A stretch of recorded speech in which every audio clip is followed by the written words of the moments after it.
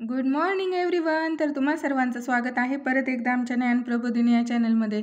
तर मैत्रिणींनो, आपण आशांशी संबंधित व्हिडिओ सिरीज बनवत आहोत व यातील अतिशय महत्त्वाचा आणि आशांना ₹600 इतका मोबदला मिळवून देणारं जननी सुरक्षा जी काही योजना आहे त्याचा कार्ड कसं भरायचं किंवा ते कार्ड व्यवस्थितरित्या भरून देऊन त्या मातेंना ज्या काही प्रसूतीपूर्व तपासण्या असतील त्या व्यवस्थितरित्या पूर्ण करून त्यांची 3 आठवड्याच्या आतमध्ये ANC नोंदणी वगैरे करून त्यांना जे काही TTची इंजेक्शनं किंवा 4 वगैरे व्हिजिट वगैरे असतील त्या परत आणखीन वेगवेगळे जे काही टॅबलेट्स वगैरे पुरवायचे असतील या सर्व जे काही प्रसूतीपूर्व जे काही सर्व तपासण्या असेल ती जर आशाने व्यवस्थितरित्या पूर्ण केली आणि प्रसूती पश्चात जरी तिने त्या बालकाचं व्यवस्थित लसीकरण वगैरे करून घेतल्याच्या नंतर आणि तिला ज्या काही HbA1c HbA1c भेटी वगैरे सर्व काही व्यवस्थित केल्याच्या नंतर हे जर जननी सुरक्षा योजनेचं कार्ड आशांनी व्यवस्थितरित्या भरून दिलं व याचं जर काम केलं तर प्रति लाभार्थी आशांना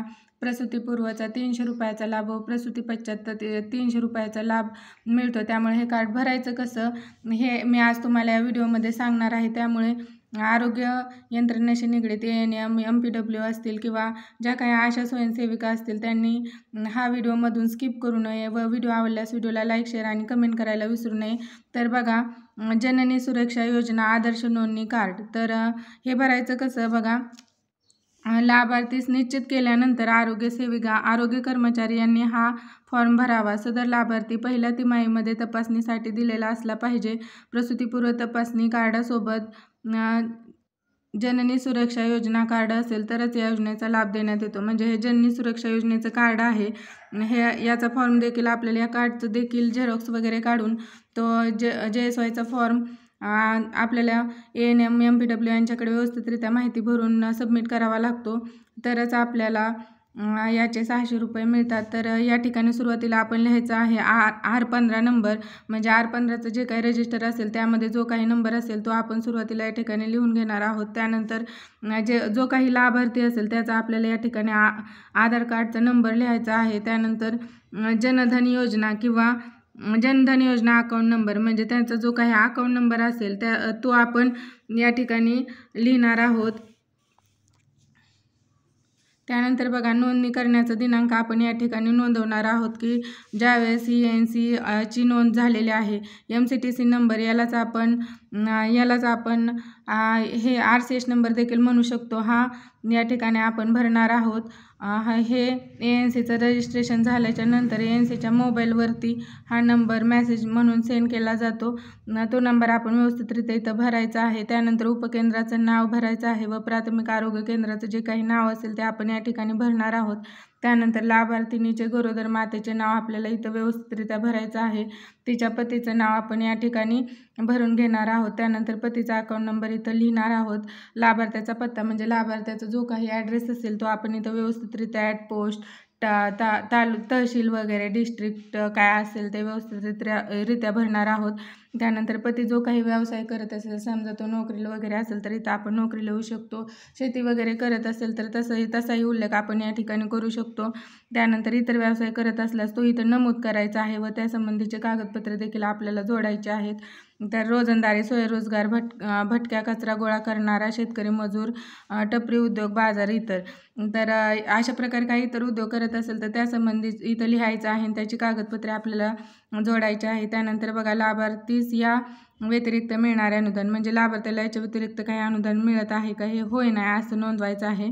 त्यानंतर लाभार्थी जननी सुरक्षा योजनेसाठी पात्र आहे का या ठिकाणी देखील होय नाही अशी खूण करायची आहे. तर पात्रतेचा निकष म्हणजे JSYचा लाभ देण्यासाठी पात्रतेचे निकष असतात ते म्हणजे समजा तर तो अनुसूचित जातीमधील आहे किंवा जमातीमधील आहे का BPL मधील, हे जे काही याच्यावरती आपण टिक करणार आहोत व लाभार्थी या निकषामध्ये बसणार आहे त्याला टिक करून त्याच्याशी संबंधित कागदपत्रे आपल्याला इथं जोडायचे आहेत. समजा BPLमध्ये म्हणून जर भरला असेल तर BPLचं जे काही कार्ड असेल त्याचं झेरॉक्स आपल्याला या ठिकाणी या फॉर्मसोबत जोडायचं आहे आणि त्यांचं म्हणजे दोन्ही पती पत्नींचे आधार कार्ड वगैरे जोडायचे आहेत. त्यानंतर जे MPC कार्ड असेल त्याची देखील प्रत यासोबत जोडायची आहे. त्यानंतर बघा लाभार्थ्याचं वय, वर्ष आणि महिना. तर लाभार्थ्याचं वय हे वर्षामध्ये आणि महिन्यामध्ये ज्यावेळेस आपण फॉर्म भरणार आहोत किंवा नोंदणी वगैरे झाली असेल तेव्हाच हे भरायचं आहे. त्यानंतर गरोदरपणाचा जो काही कालावधी असेल तो देखील आपण इथं म्हणजे समजा 9 महिने काय किंवा काय असेल ते 3 महिने वगैरे ते व्यवस्थितरित्या या ठिकाणी महिना आणि आठवड्यामध्ये भरायचं आहे. त्यानंतर प्रसूतीची जी काही अपेक्षित तारीख असेल म्हणजे EDD जी काही असेल ती देखील आपण या ठिकाणी व्यवस्थितरित्या भरून घेणार आहोत. हे पहिलं पान जर बघून घ्या, हे पहिलं पान जर आपण व्यवस्थितरित्या भरलं ह्या कार्डचं, त्यानंतर आपण भरणार आहोत या कार्डचं दुसरं आणि तिसरं पेज. तर बघा या ठिकाणी प्रसूतीची खेप म्हणजे त्या ENCची प्रसूतीची कितवी खेप आहे हे आपण या ठिकाणी नमूद करणार आहोत. त्यानंतर प्रसूती कोठे करणार म्हणजे ते प्रसूती वगैरे त्यांनी प्रसूतीसाठी कुठल्या ठिकाणी निश्चित केलं आहे ते आपण या ठिकाणी भरणार आहोत. आशा हेल्थ प्रोव्हायडर म्हणजे या ठिकाणी आपण जर आशा स्वयंसेविका असू तर इथं आपलं नाव नोंदवायचं आहे. ANM असू तर इथं आपलं नाव नोंदवायचं आहे. त्यानंतर गरोदर मातेचं 102ची माहिती दिली का, तर डिलिव्हरीसाठी कुठं जायचं वगैरे म्हणजे आरोग्य संस्थेत जर दाखल व्हायचं असेल तर त्यासाठी आपण 102 या ॲम्ब्युलन्सची माहिती तिला गरोदर मातेला दिली की नाही हे या ठिकाणी नोंदवायचं आहे. गरोदर मातेचं 102ची माहिती दिली होय नाही हे झाल्याच्या नंतर जो काही लाभार्थी असेल त्याचं काय करायचं आहे तर आपल्याला अंगठा किंवा त्याची जी काही साईन असेल ती आपण या ठिकाणी व्यवस्थितरित्या करून घेणार आहोत. त्यानंतर बघा आरोग्य सेविका, अंगणवाडी सेविका, ताई, आशा स्वयंसेविका, इतर व्यक्ती यांच्यामार्फत पडताळणी. तर या ठिकाणी आपण जर आशा स्वयंसेविका म्हणून जर फॉर्म भरला असेल तर तिथं आपलं नाव, पत्ता वगैरे लिहायचं नाही. त्यानंतर इथं बघा नाही तिथं लाभार्थ्यांचं नाव, पत्ता वगैरे लिहून अर्जदाराचा अंगठा आणि सही आपण या ठिकाणी घेणार आहोत. त्यानंतर हा प्रसूतीसाठीचा भाग आहे. तर प्रसूतीच्या ठिकाणी जिथं काही प्रसूतीसाठी आपण त्याला ज्या आरोग्य संस्थेत नेलं असेल त्या आरोग्य संस्थेचं नाव इथं भरायचं आहे. लाभार्थ्याचं आरोग्य संस्थेत कोणी आणलं तर या ठिकाणी आपण स्वतःचं नाव भरू शकतो. तर आशा म्हणून जर आपण इथं आपलं नाव भरलं तर इथं पदनाम आशा येणार आहे किंवा एक नातेसंबंधित व्यक्ती जर तिच्यासोबत आली असेल तिचं जर इथं नाव वगैरे भरलं तर त्यांचा नातेसंबंध लिहायचा आहे. त्यानंतर लाभार्थी संस्थेत आणलेल्या व्यक्तीची सही किंवा अंगठे म्हणजे ज्या व्यक्तीने लाभार्थ्याला त्या संस्थेत नेलं आहे त्यांचं सही किंवा अंगठा आपण या ठिकाणी घेणार आहोत. त्यानंतर प्रसूतीसाठी घेऊन आलेला व्यक्ती लाभार्थी बरोबर संस्थेत होईपर्यंत होती का, जर आपण असू किंवा ती व्यक्ती असेल तर होय असं करायचं आहे, नसेल तर नाही वरती टिक करायची आहे. त्यानंतर प्रसूतीची तारीख दिनांक म्हणजे डिलिव्हरी झाल्याच्या नंतर ची तारीख आपण त्या ठिकाणी नोंदवणार आहोत.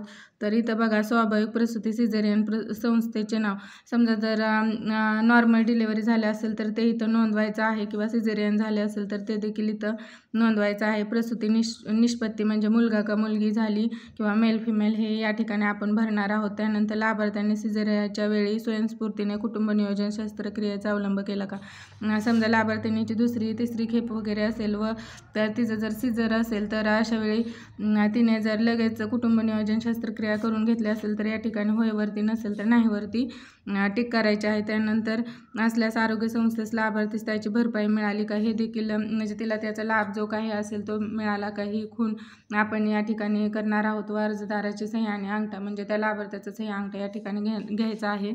एकूण जिवंत जन्म म्हणजे डिलिव्हरी झाल्याच्या नंतर जिवंत जन्म वगैरे किती झाले असेल, ट्विन्स असतील तर इथं 2 लिहिणार आहोत, एकच असेल तर 1. तर लाभार्थ्या संदर्भ सेवा दिलेल्या आहे का इथं होय नाही अशी खूण करायची आहे. दिले असल्यास कोठे दिले म्हणजे आपण लाभार्थ्याला जी काही संदर्भ सेवा दिली आहे त्या ठिकाणाचं नाव आपण या ठिकाणी लिहिणार आहोत. त्यानंतर संदर्भ सेवेवेळेस आरोग्य संस्थेतील कोण सोबत होतं म्हणजे आपण जर सोबत असेल तर इथं आपण स्वतःचं नाव, पदनाव आपण या ठिकाणी लिहिणार आहोत. म्हणजे आशा, ANM असतील तर ANM वगैरे. आरोग्य संस्थेतून रवाना करणारं कोणते वाहन वापरले, आपण 102 या वाहनाचा उपयोग केला असेल तर ते लिहिणार आहोत किंवा प्रायव्हेट वाहनातून गेलेलं असेल तर ते देखील लिहिणार आहोत. प्रवासासाठी लाभार्थीस पैसे द्यावे लागले की नाही हे देखील आपण इथं नोंदवायचं आहे. आशा कार्यकर्ते JSYचा मोबदला दिला का नाही, आपण आशा कार्यकर्ते असल्यास त्याचा मोबदला आपल्याला भेटला का नाही यासाठी होय नाही वरती क्लिक करायचे आहे. 2 साक्षीदारांची नावे इथं आशाचं नाव आणि स्वाक्षरी घ्यायची आहे. 2 साक्षीदारांची नावे घ्यायची आहेत. इथं आपण त्यांच्यासोबत आलेल्या 2 साक्षीदारांची नावे लिहून या ठिकाणी लिहिणार आहोत. सदर फॉर्म भरणाऱ्या आरोग्य सेविका, आरोग्य कर्मचाऱ्याचे नाव म्हणजे आपण जर हा फॉर्म भरला असेल तर इथं आपलं नाव आशा म्हणून इथं लिहिणार आहोत आणि स्वाक्षरी करणार आहोत. ANMने भरला तर ANM या ठिकाणी ते व्यवस्थितरित्या भरणार आहे. त्यानंतर याचं शेवटचं पान आहे ते वैद्यकीय अधिकाऱ्याने भरायचं आहे, त्यामुळे हे काय आपण भरण्याची गरज नाही. तर हे बघा हे फॉर्म अशा प्रकारचा वैद्यकीय अधिकाऱ्याने भरायचा आहे. हे याचे आपल्याला हे कार्डचं झेरॉक्स आपल्याला व्यवस्थितरित्या जोडून त्याचबरोबर ज्या आधारे JSYचं ते लाभार्थी लाभ घेत आहे ते देखील डॉक्युमेंट्स आपल्याला 3 प्रतीमध्ये जोडावे लागतात व त्याचसोबत आपल्याला आपलं जे काही आशांचं कामाचं वाउचर असेल त्यासोबत हा फॉर्म जोडून द्यावा लागतो, म्हणजे आपल्याला त्याचा लाभ प्राप्त होतो. इथं देखील बघू शकता की तुम्ही या फॉर्ममध्ये काय दिलेलं आहे, जन्य सुरक्षा योजना लाभार्थी सर्व प्रस्तुती पूर्व तपासण्या आरोग्य सेविकाकडून पूर्ण केल्याचे प्रमाणपत्र आहे. तर प्रमाणित करण्यात येते का आशा स्वयंसेविका श्रीमती, इथं आपलं नाव टाकायचं आहे. राहणार आपलं इथं नाव म्हणजे आपण जिथं राहतो ते ठिकाण आणि लाभार्थी यांनी जन्य सुरक्षा योजना लाभार्थी श्रीमती, जो लाभार्थी असेल त्याचं नाव आपण या ठिकाणी लिहिणार आहोत व त्याचं राहण्याचं ठिकाण लिहिणार आहोत. यांच्या सर्व प्रसूतीपूर्व तपासण्या पूर्ण करून घेतलेला आहे व सदर कामाचे देय मोबदला 300 रुपये आमच्या उपकेंद्रातून अदा करण्यात आलेला असून सदर मोबदला प्राथमिक आरोग्य केंद्र स्तरावर द्यावा ही विनंती आहे. तर अशा प्रकारे तर आपण आरोग्य सेविकेचं नाव लिहून इथं त्यांची साईन वगैरे करून घ्यायची आहे. हाच फॉर्म 2 वेळा जर भरून दिला तर आपल्याला 600चा लाभ मिळणार आहे. व्हिडिओ आवडल्यास व्हिडिओला लाईक, शेअर आणि कमेंट करायला विसरू नका.